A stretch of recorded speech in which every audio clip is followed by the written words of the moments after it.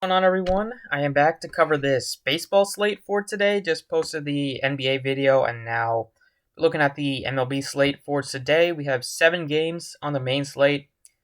Perfect size slate, like the 7 to 9 game slates. And this slate is actually looking pretty appealing. There's a couple of different ways to go from an offensive perspective. Looking at the teams today, we have a bunch of good pitching options with Garrett Cole at 10K. You have with the best pitcher so far this season, Shane Bieber at 11K. Giolito after a no hitter and after like 2 straight magnificent performances, he's at 10-4. And we also have cores on the slate, so there's a lot of ways to go. First thing I think at pitching, but before we get into anything, I appreciate if you hit the like on the video and subscribe if you have not already. First thing at pitching, I definitely want to spend up for one of these top 3 studs. I think Bieber is going to be the most popular on Draftkings because he's only 11K. He's only $600 more than Giolito, $1,000 more than Garrett Cole. Both of those guys are in tougher matchups. Like Bieber, I think on Fanduel it's a little bit of a different story, but on Draftkings I'd rather just go Bieber. I think there's such a higher chance that he has the best game out of those 3, and at just $600 more, it's not like you're sacrificing so much for your hitters. For stacks today, I like the Phillies are my favorite stack against Eric Fede. Fede is just a terrible pitcher.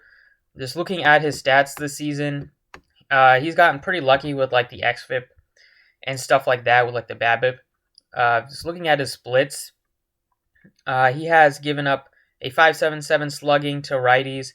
Lefties, it's a small sample size, but last season he was awful against lefties, so I don't think anything really changed.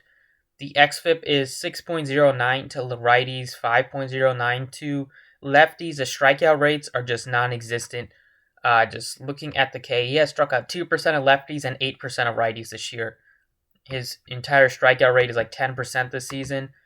Career-wise, giving up a lot of power to both sides of the plate. He gives up almost a 5 xFIP to righties in his career, lefties over a 4.5 xFIP. He's been decent at getting ground balls. I guess that's the thing that can save him, but 2019 he was bad. 2020 so far he's been pretty bad, and the Phillies offense is really cooking right now. They won 5 of 6, almost had that 10-run comeback last night, and their offense is pretty cheap. Looking at the pricing, you have a couple of expensive guys like Harper and JT, but you have McCutchen, a sub 4K leading off. You have Alec Boehm, a third baseman with power, the Phillies' best prospect, one of their best hitting prospects at 2,900. You have Roman Quinn with speed and power at the bottom of the lineup, Hazley. So the Philly stack looks pretty good today. The second stack that I like a lot is the Chicago White Sox. I think they can just kill Rich Hill today. Rich Hill, his numbers have been sliding. The velocity is down this year. I mean, he's 40 years old. I don't know how much longer he can pitch, especially against a team with as much power as the White Sox do. Up and down this lineup, all you have is a bunch of righties with so much power. I'm expecting Hill to get lit up today. You can see he's been decent at limiting damage, but the White Sox are just so good against lefties. All their hitters, Anderson crushes lefties, Eloy Jimenez crushes lefties, Grandal, Abreu, Encarnacion, Moncada, Robert as your 7 hitter is just so scary. They're my second favorite stack. And then I think you could look at some of the Coors games.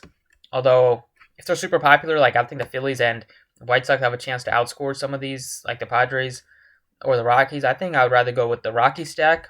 Marquez is a good pitcher. I know the Padres are very, very good offense, but I do respect Marquez's ability. And I guess you could look at some of the Braves hitters as well. They're my fourth stack. So going back to DraftKings at pitching, Shane Bieber is my first guy that I want. And then I'm going with a cheap SP2 so I can pay up for some hitters. And I think Trevor Williams kind of fits that bill. He's facing off against a Brewers offense who has the second lowest runs per game in MLB this season. Williams is just a mediocre pitcher. I'm not expecting him to get me 30 fantasy points. All I need is 15 to 20 and I'll be happy because he's only 6K. I'm not scared of this Milwaukee offense at all. There's a bunch of strikeouts in there, so I think Williams can have at least a reasonable game as an SP2. And then stacking-wise, kind of mentioned the teams that I'm looking at. The Phillies, I like a lot. Love the Phillies. See if I move my face. I like the White Sox and then the Coors bats. So like these are the 4 teams that I'm gonna focus on. Maybe not like the Padres too much. Like I guess you could look at the Braves. Like those are like the 4 teams I'm probably gonna get all my hitters from. At first base, we have like Rhys Hoskins is on an unbelievable tear right now. He got off to a terrible start, but he's really locked in at the plate. 316, 4 home runs in his last 10 games. You have like Encarnacion at just 3,800. He has a ton of power, so I respect it. 6.67 slugging over his last 10 games with 4 bombs. All I'm looking for is a home run. He's almost like $2,000 cheaper, like $1,600 cheaper than Abreu. Both guys can mash lefties, especially Abreu, but Encarnacion is no slouch against lefties either. If you look at his splits this season against lefties, he has 2 home runs and 22 at-bats. Last season, he batted .245 with 11 home runs. Like career-wise, he's been pretty splits neutral, 260 average against lefties for his career with a 237 ISO. So get him at only 3,800 against a lefty that doesn't really strike many guys out anymore. He's a fastball curveball pitcher, and Encarnacion can just light that up. So I think he looks like a tremendous option. At shortstop, like I like Tim Anderson a lot. He's 57. He's really expensive, but he mashes lefties, so no problem with playing him. I think Didi Gregorius also another reasonable option at just 4,200. You get a great price point. He's having a great season for the Phillies. Had a great game last night. Over his last 10, he's batting .257 with a 5.71 slugging. It's a lefty-righty matchup. Gregorius hits righties really well, so fits right in at my shortstop position at a super cheap price point.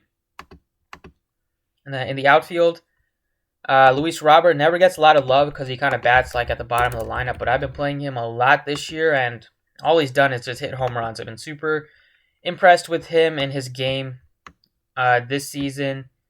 If you look at the splits, try to pull them up for you guys quickly. For this season for splits, he's been great against both sides of the plate. I think he's been really good against lefties, just on what I've kind of seen. 276 against lefties, 2 home runs. Look at his power numbers, 517 slugging, 241 ISO. Strikeouts are just 22%. Looks like a tremendous option.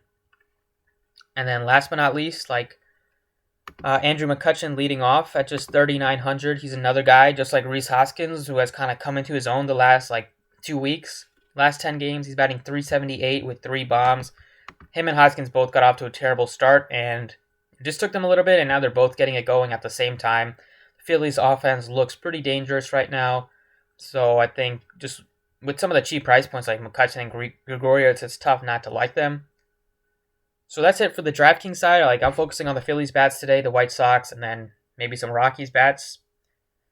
So let's go over to Fanduel and see how the pricing shapes out over there. Okay, over on Fanduel, it gets a little bit more interesting from a pitching perspective because you have Shane Bieber at $12K, and then it drops off by $1,300 to Garrett Cole and $1,400 to Lucas Giolito. So on Draftkings, with Giolito just being $600 cheaper and Garrett Cole like $1,000 cheaper, I think you just play Bieber. On FanDuel, I kind of like Giolito. I think he's going to get no ownership because of the 2 guys that are priced above him. The matchup is a little bit tough, obviously, against the Twins, but Giolito's locked in. He had a couple of easier matchups against the Pirates and the Tigers, but he's looking great.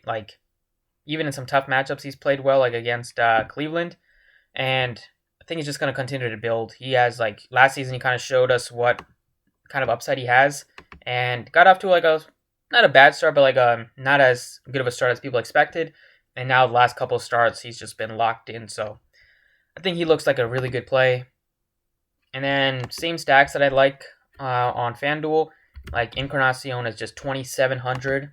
That's super cheap. Lefty-righty matchup, a guy with so much power like he does. He definitely has the ability to hit 2 home runs. He just hasn't been there from a batting average perspective, but he's been a little bit better recently.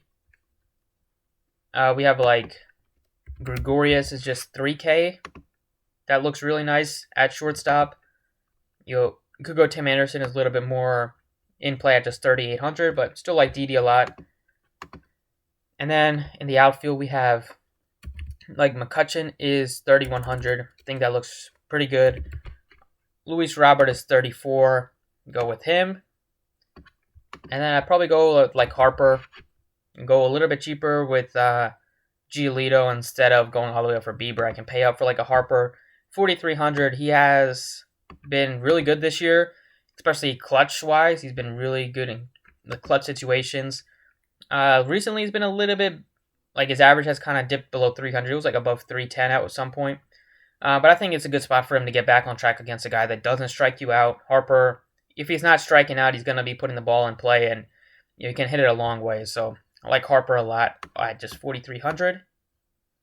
So that's pretty much it for FanDuel. You can go with a bunch of cheap plays, like the Phillies are cheap on FanDuel. Some of them, the White Sox are super cheap. And those are like kind of the two teams that I want to focus on today. So that's it for the video. Thank you for watching. Hopefully you enjoyed, and good luck today.